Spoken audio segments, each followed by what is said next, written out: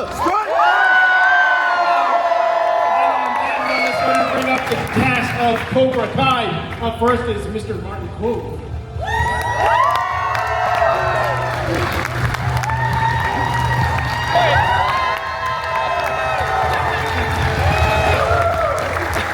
Where is Mr. Tanner Buchanan? Where is he? There he is.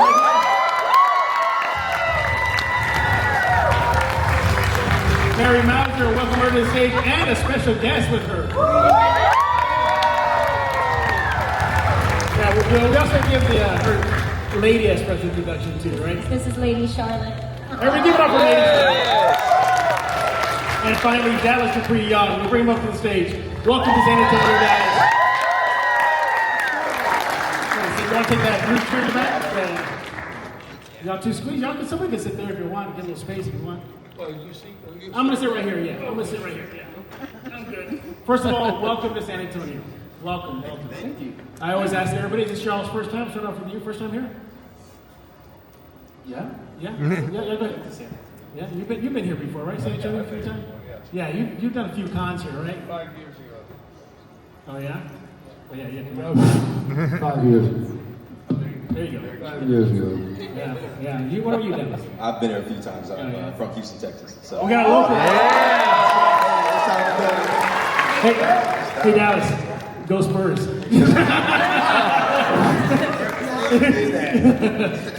Mary, your first time? This is my first time. Not my first time in Texas, But my first time in San Antonio. Yeah, well, and Lady, I'm assuming for first time. Oh no, she's a world traveler. No, Oh. it's her first time in San Antonio as well. Awesome. Well, how's the city treating you?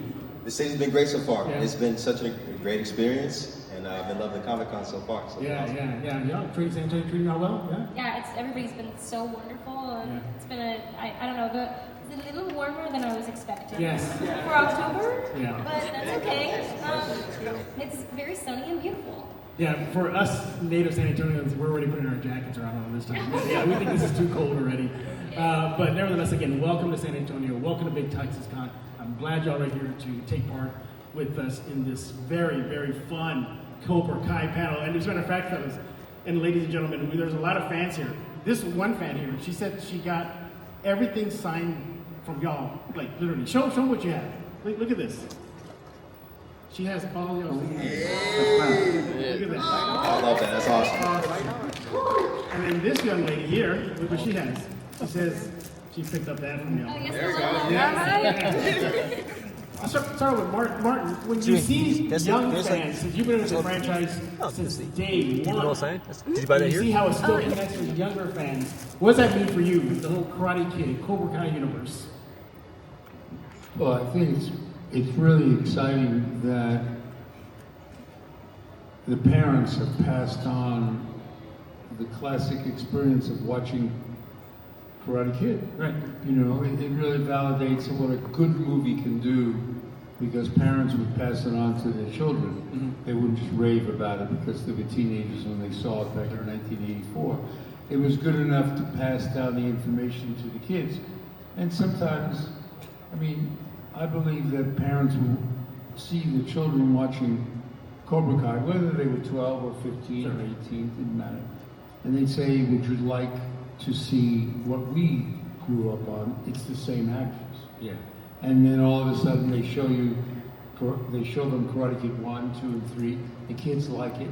And then the family, the adults go back and watch the series to see if it's good too. Sure. And it is. Yeah. Because the writing is good. So then you get a family event and everybody's watching Cobra Kai.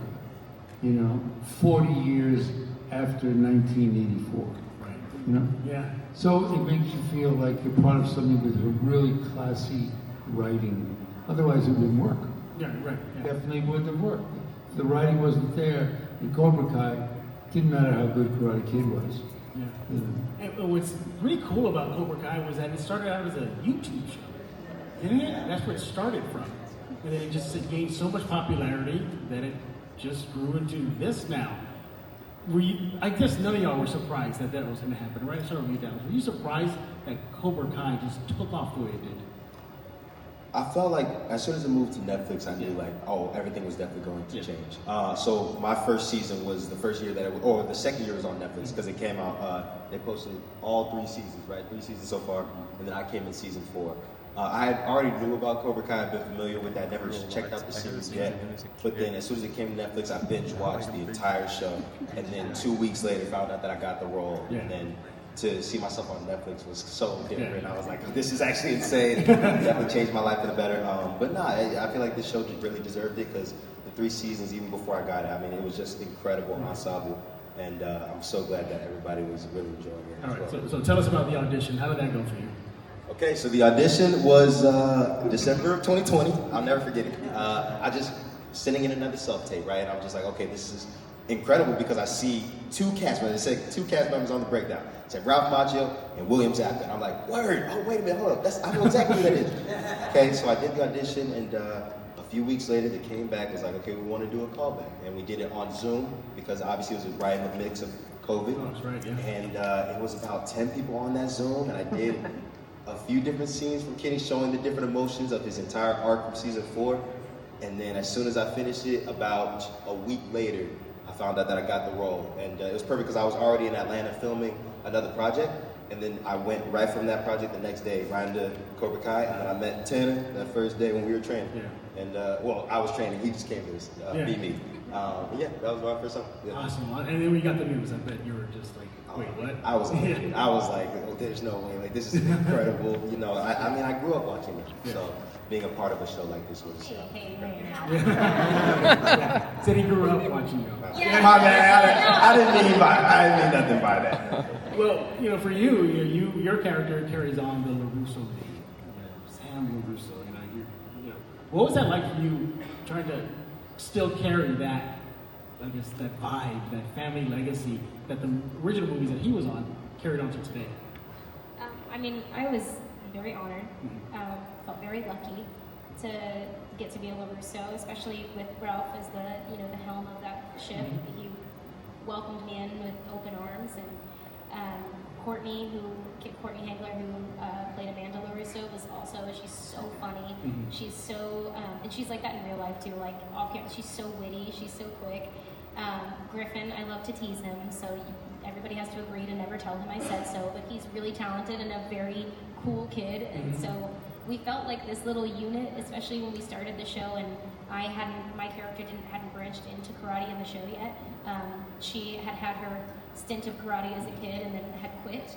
And so in my mind, I was like, oh man, I'm never gonna get to do any karate on this show, that sucks. But at least I get to be a LaRusso. And we had these little family scenes, and it felt real, and it still does. That's the cool part, is like we're so lucky to work with talented, but also such kind and honestly just good people, that we've all stayed a part of each other's lives through that. And I have forcibly wedged my way into Ralph's family life, and they rather, maybe hopefully affectionately, call me a mouse Chio. But I was honored, I was nervous, I took it very seriously, but they made it easy to have a lot of fun with being a part of that legacy. Also, Randy Heller, when she came in as my grandma in the show. It's sort of weird to think about in a way still, but I was nervous, I was excited. I was way more nervous when they put me in a karate gi the first time, where I was like, oh, now I really can't mess it up. Showtime. Like, now I really can't. I've got to be a LaRusso, like a proper LaRusso. But I felt completely embraced the whole time, which was awesome, and it's such a fun group of people. Like, it's impossible to have a bad day on that set. We all genuinely loved each other that much, which made it easy even on the not so easy days.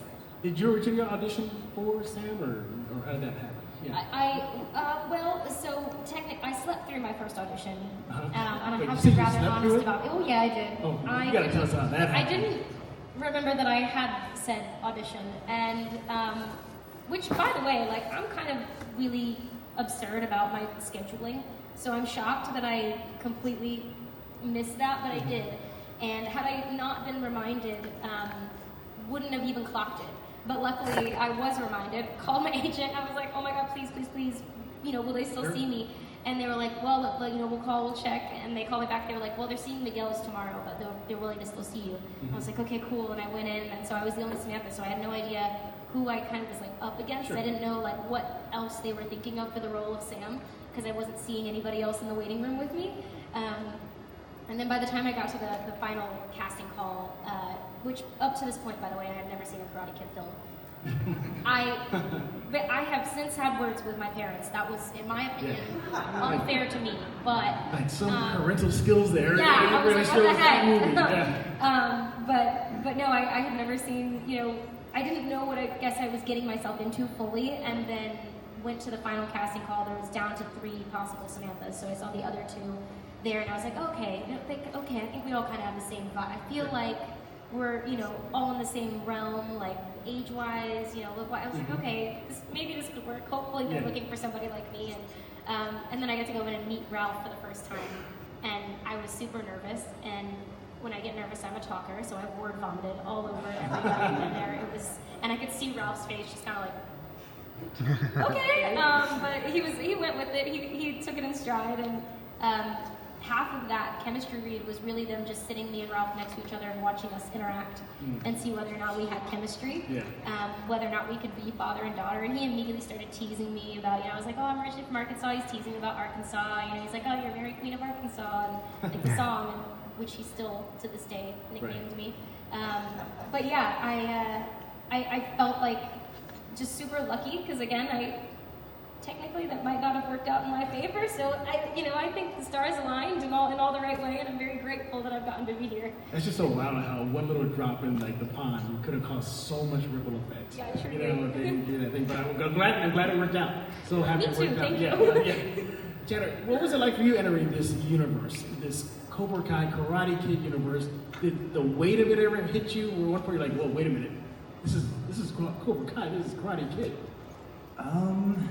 Yeah.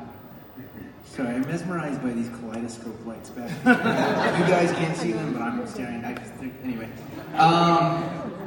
Yeah, I think when I was auditioning, got the job, it didn't really hit me at all, because I kind of I was like, it's another job. I need work. But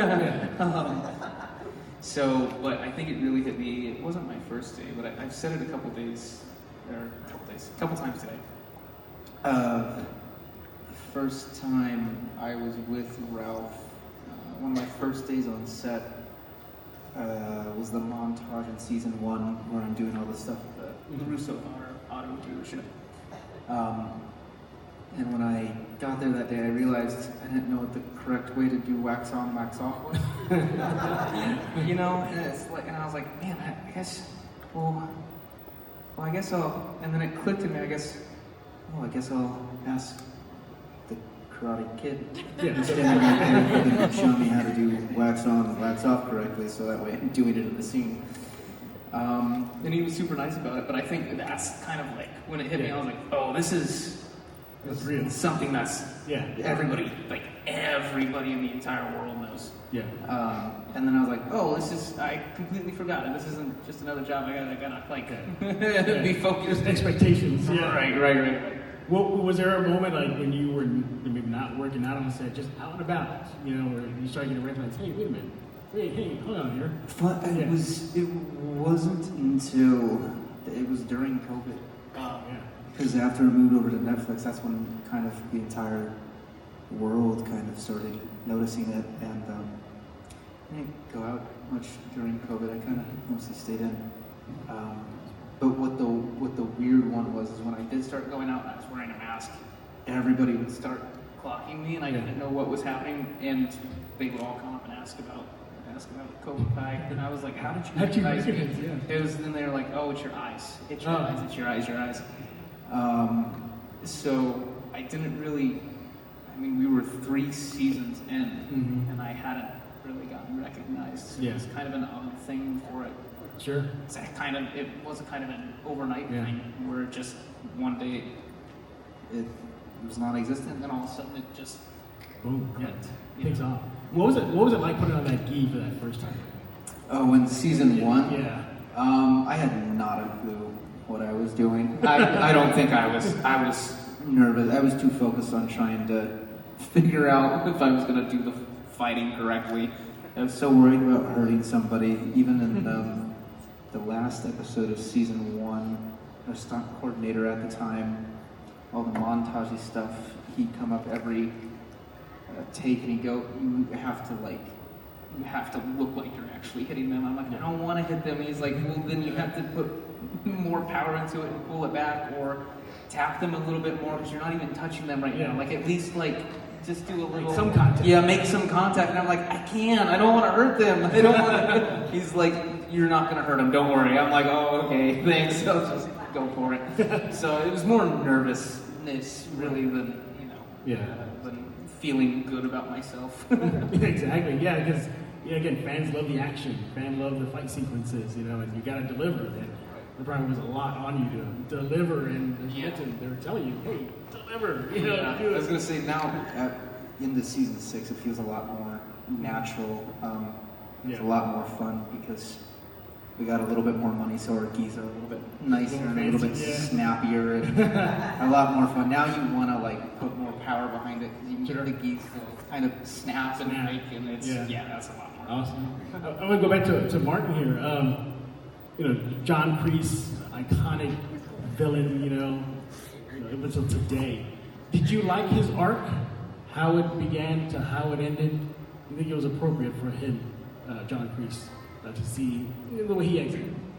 Yeah, I mean, I prefer that. I've talked about this before. So many times I wanted them to write the character upon the onset of signing on after Ralph and Billy.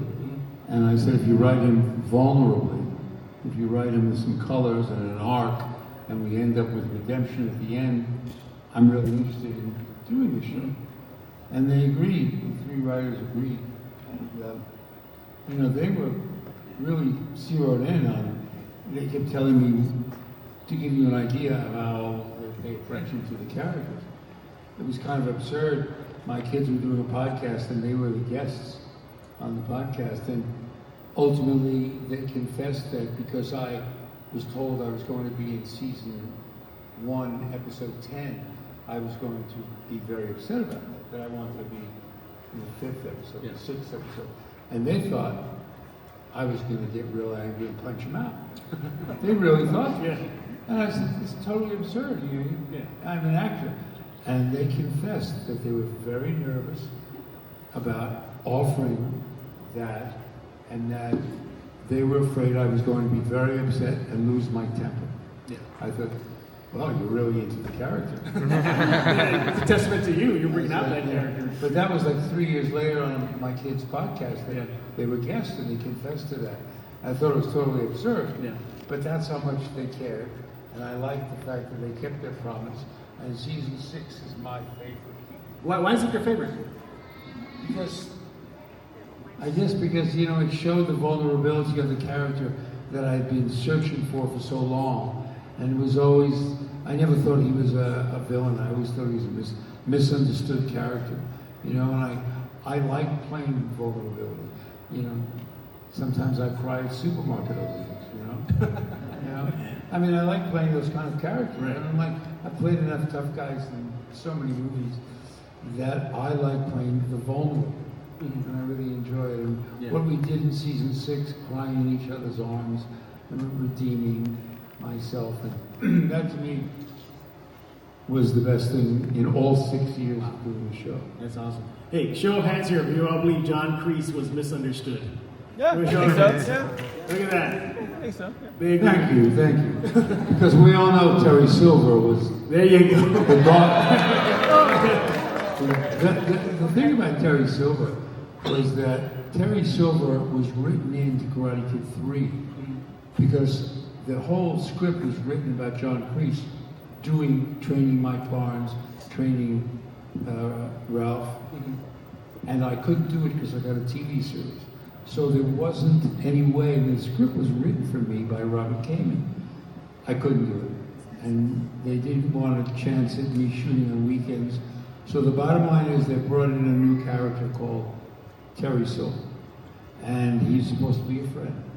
So bottom line was he did everything I was supposed to do in the Karate Kid 3, and then 35 years later, they bring him back. So there wouldn't have even been a Terry Silver to be this other villain, which I kind of got annoyed at. But there wouldn't be a Terry Silver had I been available 35 years earlier to do Karate Kid 3. So it's kind of, it all comes around in a circle.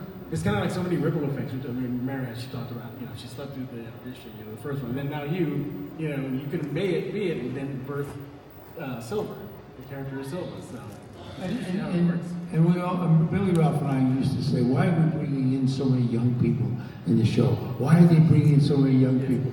And because we thought, we were so egocentric. We thought Cobra Kai was about us, the three of us, And we talked about that all the time. And the most brilliant thing was to bring in people like the three of them, because they had identities of their own and they had problems of their own. And the scenes we had together were really fun. Not too frequent, but we had some good scenes together. Oh, for sure. Mary and I never had a lot of scenes together. I just really loved watching her fight. She and Tori fought like strong queens of, Flash Gordon. They were up there. And so it all evolved into the positive, where originally we kept saying, why are they bringing in these, 16-year-olds? Why are they bringing in these kids? It's about us. Yeah, well, the baton was passed to you guys. What do you miss most about it? What do I miss most about it? Sitting right here. Yeah. They're right. Look who's next to you. Got three people next to you. And lady. Lady. And lady too. Yeah. Okay. I had something that I gotta really think. Okay. So no, honestly, it's like it's really just the camaraderie that we had as a family, especially like season 6. I think the best part about it. Good answer. That's all I'm saying. Okay, Good answer. And again, season 6. Martin brought up season 6. Now you're bringing up season 6. No, season 6. It was the first time that all of us got to be on the same stage at the same time. Right. Especially while we were all on Miyagi-Do together, like the whole chicken fight and the trying to get the flags. Like that was all of us on the set at the same time. So we got to experience just that family atmosphere where we were all together, cracking jokes all the time, dancing. Enjoying just our time, because we knew that it was going to be the last one, Yeah. So everything kind of just hit a little bit differently, and it was just an incredible experience to end it that way. Right. So it was something that I'll never forget, and I miss it for sure. Mary? Right here. Yeah, look who's right next to you. Definitely not Dallas. No, but actually though, I think I would also say, it's the people. We all talk about this though. It was our cast was incredible and our crew was outstanding. We had, we actually filmed the show in Atlanta, Georgia, not in Los Angeles, California, which hopefully we convincingly faked. But maybe we convinced some of you. Did they do that? Did they try about that? But yeah, we had just the most incredible people working on our show that were all, honestly, we all had such a blast, and I will never forget a single one of the days that we got to share together. But it was not an easy.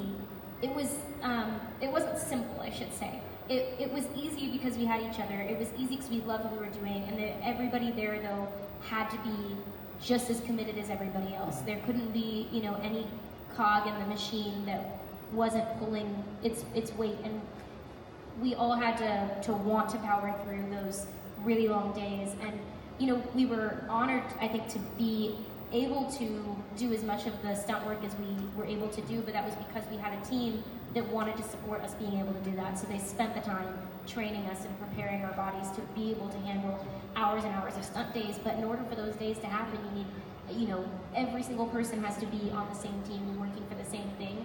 So it really was, camaraderie is a good word for it. It was such a connective experience, and it literally felt like we all had these, one extremely long day for 3 months together. And then we'd come out of it and, blinking your way out of the casino being like, what was that experience that I just had? But it was hard work, but it was completely worth it. So I miss that sense that no matter who I was sitting next to or who I was having lunch with or who I was having a conversation with, that we were all on the same page and on the same team. to working together to create something that we all felt, in the best way possible, the positive burden of knowing that it mattered to a lot of people, knowing that you guys would show up for us, being here, getting to meet you guys, getting to know, getting to hear your stories and how the Karate Kid and how Cobra Kai has impacted so many lives.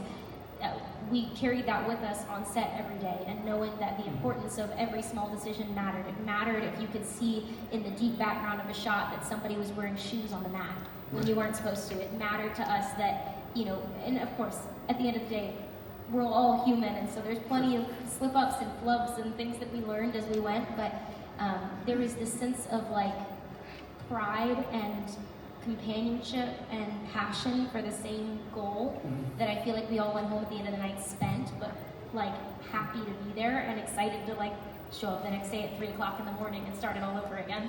Yeah, he's shaking his head no. No. There's days, you'd be fighting from 6 in the morning, and then we'd be done with fighting by 2 p.m., and then we had to do the rest of the scenes until 9, 10 o'clock. We'd have an hour and a half drive back home, and then I would do the thing where there was season 4 of the tournament. that was everybody would go home. I would literally get home in my car, turn it off, and fall asleep in my car in the garage for 2 hours. And then I'd wake back up, and then I'd go upstairs, take a shower, make a coffee, get back in my car, and go back to set. Yeah. It was for go. Yeah. massive. Yeah. Yeah. That was just darn. And you missed that, right? And you missed that. Funny enough, I do. That's the thing, I do. It sounds crazy. We sound like we're Stockholm syndromed a little bit, but I swear it was the best experience. It was, again, it comes back to the people. I think if any of us hadn't shown up with a smile on our face the next day, it wouldn't have been easy to get through those really tough moments. But everybody was doing that. Yes. They wanted, we wanted it to be what it was. We didn't. Nobody wanted to settle for just okay. Everybody wanted to deliver what our 110% could be. That's what we wanted to show up with, and I think we all felt that, and that is such a luxury in this industry because we didn't really have the time, we didn't really have the budget, we didn't really have a lot of the things that it would have taken to make what I hope we delivered on. We were doing that with it was blood, sweat, and tears. That was grit that we were bringing to make that thing happen. Yeah. But it is such a special experience that I don't think a lot of people maybe ever get to experience in your career, or if you do, it's it's something very memorable and special and one-off. And I am so grateful that I got to experience it and live in that world for this many years and for this amount of my life, and that we wouldn't have it if it weren't for the magic that was created before us that we got to step into the world of. So it sounds crazy to say it, but I do miss it. I miss every bit of those sleepless nights. I bet. All right, just a few seconds. It'll be you guys to ask some questions. If you have a question, you want to start lining up on this side of the aisle. I'll get y'all in just a few more minutes. I'll give y'all some time to start getting a nice long queue for questions here. Question, I have to get the queue. Yeah, no, you can go back. No, you can go back. No, Tanner, you're good. You're good. Ladies like to chat. Oh, by the way, I'm sorry. Congratulations, by the way. I'm so sorry. Congratulations. Thank you. Yes. I had it on my notes, and he would have. I saw the ring. I gotta mention that. But no. I think y'all did a wonderful job. Obviously the fan here, it was empty. That'd be not a good sign, but it's a good sign. They're here. They definitely love it. By the way, quick story. So, Big Texas ComiCon had a Cobra Kai panel. It was last year. It was last year or 2 years. But with all the lame people. Right. From yeah. I remember that year. It was the year before. Thank you. So, funny story. So, we didn't have enough seats. So, and it was where Mark used to sit there. That's usually my seat. So I sat there, then one by one, everybody's filling up. So they're snugging like sardines. Yeah. So I said, and Jolo was near closest to me. I said, off mic. I'll scan. Right? So he goes, no, I'm not gonna take your seat now. Everybody's here watching. He goes, sit right here. And I go, no, I'm not going to do that. So I ended up sitting on the edge here next to him. So there's a video of him going like this the whole time. Wait, did you also hear that story about the fan that professed her love for Ralph Macchio for like 10 years? I got an audio. Yeah, there's audio and video where it was a fan Q, and she came up and she made it very clear. She did not have a question. She goes, "I'm just here to talk to Ralph and profess my love for him." So she stood at that mic for about a good 8-10 minutes, just over and over. "You don't understand. I have a crush on you. You don't." And he's beat red. Oh, of course. So he's Guys, standing. he's so humble and like. He's standing in the middle of the stage here, and he's just flabbergasted, right? And I'm going to reenact the rest of the cast there. They're seeing him getting red. Yeah. All of them leap out of their seats with their cameras, recording him. Yeah. All right, I'm about to send a text as soon as we get out of here. I'm gonna be like, I need video. So, I think somebody here has video, but they're showing me of it. But what's that? It's on YouTube.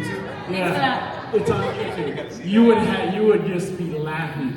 He afterwards he just stunned. He's like, he had no words. He had no words. He's so sweet, but like people expect him to be like, I don't know, this like movie star type, and he's not. He's like a normal guy. Yeah. He's like a nice. He's like a dad. He's like this. He's so sweet. And he is awesome, and he is cool, and he has that cool energy about him. But you can crack that shell, and you see he's just like. Absolutely. Nobody look at me, like just let me do it. Absolutely. No, I didn't get Martin's answer to this one, but what do you miss most about the Cobra Kai Karate Kid world? I miss the camaraderie. Yeah, you missed that? I mean, I bought a steam tent because I couldn't get to the gym with those early calls in season. Steam tent, really? We had early calls. Yeah.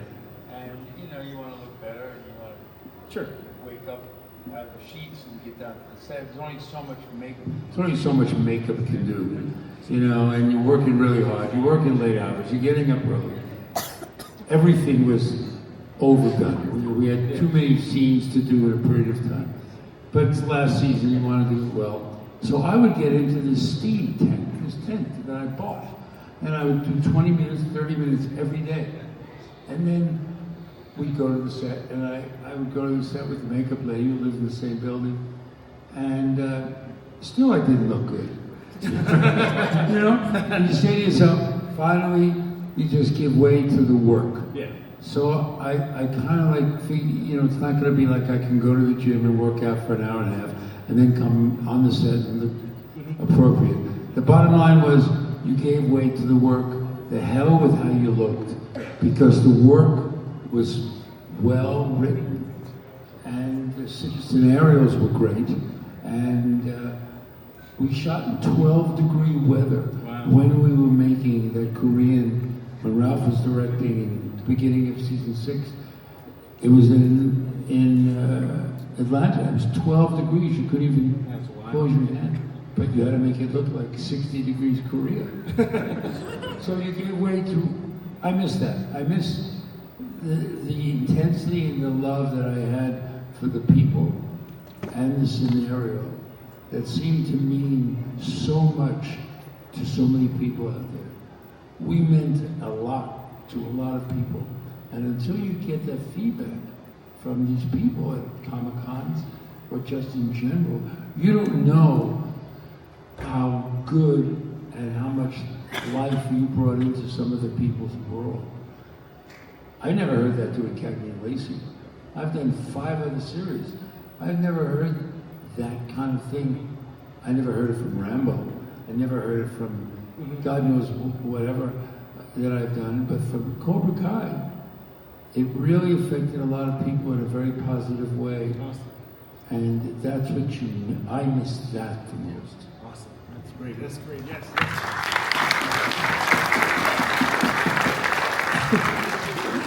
By the way, she told me that Cobra Kai actually inspired her to start doing karate. That's awesome. Yeah. All right. Question time. Who's up first? Hello, I'm Devotion. I'm from San Antonio. I asked this at the last Cobra Kai panel last year. Is this where you confess your love for Ralph Macchio? Okay. Go ahead. Oh, you saw all that, right? Yes, I did. We all saw that.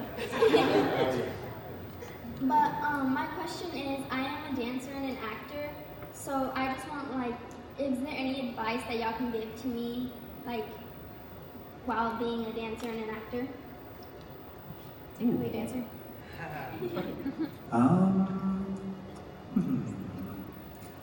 It's hard. I mean, I say the same thing over and over to people that ask for advice, which is the entertainment industry in general is just really, really, really hard to be a part of because you get so many no's and you can get so aggravated with yourself and you always go, what am I doing wrong? Am I not practicing enough? Am I not doing this? I'm not doing that. And a lot of times it just comes down to patience and just not giving up because if you love it enough, you just keep going. Honestly, just keep writing that way because there's a bunch of ups and downs throughout this industry. Even like now, the industry is a little odd. There's a bunch of things going on, but nothing at all. And we did Cobra Kai for 7-ish years, and I'm still looking for a job right now. Being on Cobra Kai is like it's helped, but I'm still out there trying to find my next job. And as long as I'm persistent with it, because it's what I love to do, that's all that matters. Good question. Yes, ma'am. Go ahead. Hi, my name is Alice. So my question here is for Tanner. So I just want to know, because I know at the end of season 6 that you and Tori get like this job offering or whatever, and then like some people were saying that there's going to be a movie or a TV show, and I just want to know if it's still happening or anything. If it's like about you and Tori, we're finding out y'all's journey together with this new job. Well, you never know. The writers and creators of the show, they have all kinds of ideas that they would like to, bring to the table that include every single character within the universe. Whether or not those happen is not kind of up to us or up to them. It's whether or not the networks want to pick it up and want to make shows or movies still regarding, our universe. But not that I know of at the moment. But maybe someday I would be honored to come back to play Robbie at any point in time. So anytime they want to go and do that, I'd be right there in a second. Yeah, good question. That's for right, Tanner, that's for the fans should get some sort of online petition. Bring them back. Yes, sir. Your question? I just wanted to ask the group up there, what was your favorite fight throughout the entire 6 seasons of the show? Ooh, who wants to take that one? Want to take that, Dallas? I'll start it off. Okay, favorite fight for me, I believe it was season 4, episode either 9 or 10, whenever I went up against Tanner in the battle. Like he destroyed your literal butt kick. When I got my butt kicked, every time I see that picture, I'm like, it's ingrained in my mind. Literally got your butt kicked. Yeah, literally. Yeah. Yeah, that definitely has to be my favorite. All right, cool. The first time I got to really have a real fight sequence with Tanner in front of the whole crowd and everything, and I felt that energy. And I remember being 14, I was so nervous because I was like, I wanted to do it right. I remember there were so many times in practice I was moving so quickly, and they were like, dial it back. It's okay, we're good. Let's take our time, all right? And then so I learned so much from that fight, so that has to be my favorite. Oh, cool. What about you, Tanner? Your favorite fight? Me? Also fighting Dallas, right? Yeah, of course. Yeah, literally kicking his butt. I like the tag team fight. I like the Miyagi-Do Cobra Kai fight in season 6, episode 9, because that was the last time that all the Miyagi-Dos and the Cobra Kais gotta fight each other and fight with each other. It's just a cool fight. Yeah. All right. Good question. Thank you. So one of my favorite things about Cobra Kai is all the 80s music that comes from Johnny. Do y'all have a favorite song that came from the 80s? Oh, favorite 80s song. I'm sorry, you, Martin. What's your favorite 80s song? There was a music video that he directed, but it wasn't in the 80s. It was Sweep the Leg Johnny. And that was it was a video that Johnny made called Sweep the Leg Johnny. But we did it, I think we did it we did it before Cobra Kai. And, but my favorite song in the 80s, There was a great song that I'd like to put to my Western that I'm developing. It's called One of the Living by Tina Turner. And Tina Turner did it for Mad Max Beyond Thunderdome. And it was written for that movie, but it was never used. And it's incredible. So if you all just listen to it, you can just easily find it on the phone. It's called One of the Living, sung by Tina Turner. There it is. And nobody would know about it, but it's a disco song, but it fits into hoofbeats and, pictures of the West and all. Awesome. It's wonderful. Awesome. What about you guys? Favorite 80s song? Y'all heard it? I said Billie Jean. Oh, Billie Jean. That's a good pick. Good pick, yeah. I just want to have fun as ladies, Yeah, right? that's The it. slumber party scene. Yeah. What would ladies' favorite 80s song be? Lady's favorite song is a lullaby. Right now, she's that- out cold. I'm pretty sure she got comfy up here on the couch, and Yeah. she's like, "I'm just gonna have a nap." But Okay. Good stuff. Tanner, you want to take a shot at that? I grew up on 60s, 70s, and 80s music, so I can't really kind of like pick a favorite, to be honest. Because if you grew up on it, you should know. So. Simple answers. Anything by Michael Jackson. Yeah, anything about Michael Jackson's gonna work. Yeah. I really don't have a favorite. Well, you're more of a metal guy, right? You like metal? Quite right, yeah. I like AC/DC? Painkiller by Judas Priest. All right, good one. Bell. That's a good one. Okay, just a heads up for those online, we're gonna have to do rapid fire because we're running out of time. So ask your question and then we'll just keep it moving. All right, thank you. Go ahead, Matt. My question is, what was the most physically demanding scene to film out of every scene? What was your question? One more time? What was the most physically demanding Physically demanding. fight scene to film through any season? You want to take that down, The season 2 oneer was any of the oneers are hard because you're fighting for like 3 minutes and it's just a lot. I would say the season 5 fight in the flagship Cobra Kai dojo. We originally filmed that as a oneer, and it was so complex that it couldn't end up being shown as a oneer. They had all these things they wanted to do, all these special shots of different things, and they were like, well, they ended up cutting it up and doing different shots because they wanted to not miss, any of the tiny beats that were happening. But yeah, we filmed like 11 takes of it as a oneer, and it was like 5 minutes of straight just fighting, and it was a tiny room, so you could be seen in every frame of the fight happening, and so there was not a minute to breathe. You were fighting somebody at all seconds. All right. Next question. Hi, I'm Zoe. I'm from Amarillo, Texas, and I wanted to ask if you could be any other character in Cobra Kai, who would you be? Any other character? Any other character, who'd you be, Marty? Well, I would probably be Tori. Good answer. Good, that's a good one, yeah. That's a good choice. Yeah. Dallas? I have to be Hawk. Oh, Mary? Oh gosh. I don't know. I think I might have had a lot of fun being Patrick Lewis's character from this last season, being Axel. Being Axel, I think that would have been really fun. I want to be Chosen. Oh yeah. Oh yeah. Good choice. Yeah. Yes, sir. Hi there, President Agent, Media Waysinger, Jester Guy, and if we were to do an animated sequel to Cobra Kai, what do you guys do with your characters? We were doing an animated sequel. An animated sequel. I think we just all have to be anime characters. I think most importantly, every kick that any of us would perform would be flying. Like we would be flying. I meant for your story, all though. the things that we can't pull off in real life filming would be for sure. Would you be married to Tanner instead of Zolo? No, Samantha would be single. I think she needs some college years. All right. Next question. Hey yo, what's up? What's y'all's favorite karate move of all time? Favorite karate move of all time?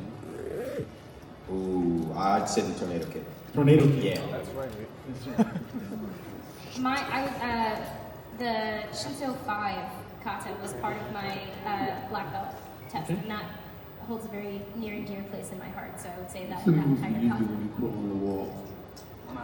Oh, just like when I run up the wall? Yeah, I love when you run up the wall.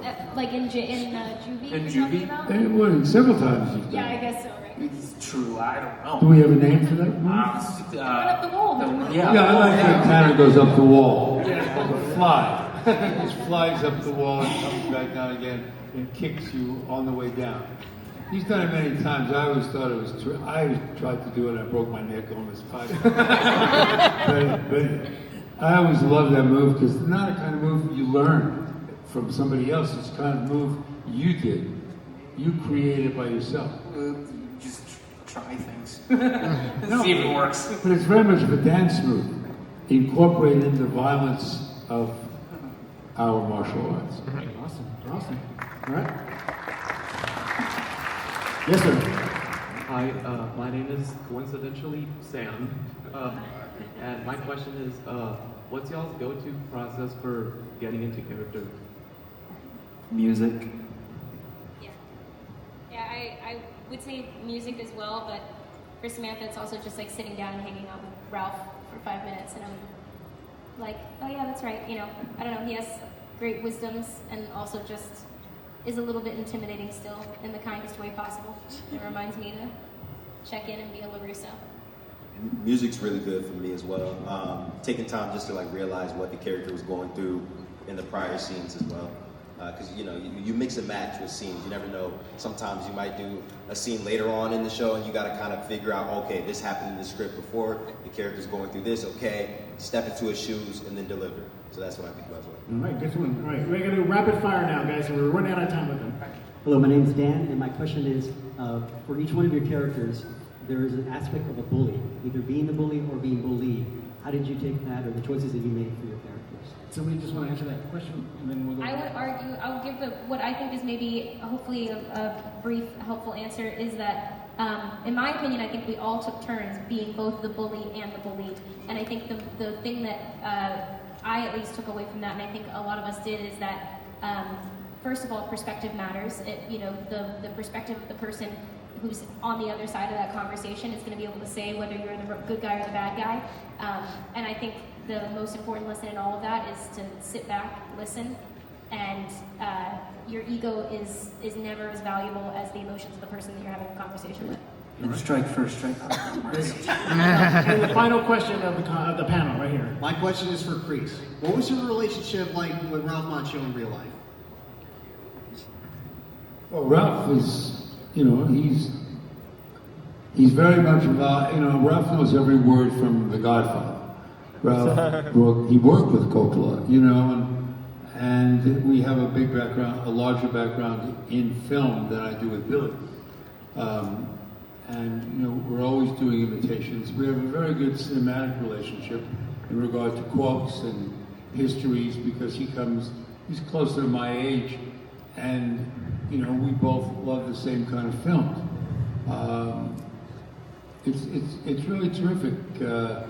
He directed us, and he let me go. I got so angry in one take at 12 Degrees that I blurted the lines out with such venom. It was all wrong, but I did it because I was so cold. And he let me go through the whole scene. And then he says, now Marty, do it for me the way you would do it. So I did it one time, and it was brilliant. And he said, I knew you would do it like that, because he understood us. There's nothing better than an actor directing other actors. I think, especially a man you've worked with for 6 years, it's just, there's a very good relationship artistically, and that's what dominated our social relationship as well. All right, good answer. Thank you so much. Hey, listen, if you did not get it, go ahead. Yes, please, go ahead.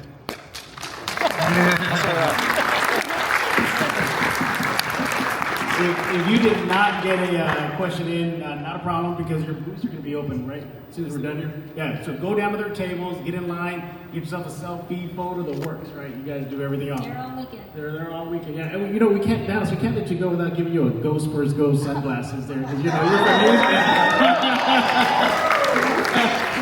I was saying, you're in trouble with you. You know what? Go I'm in for it. San Antonio. Let me take a picture of that. There we go. I'm rocking with that. Hey, I'm out here. I appreciate y'all love. Give it up for the cast of Cobra Kai. Thank you, guys.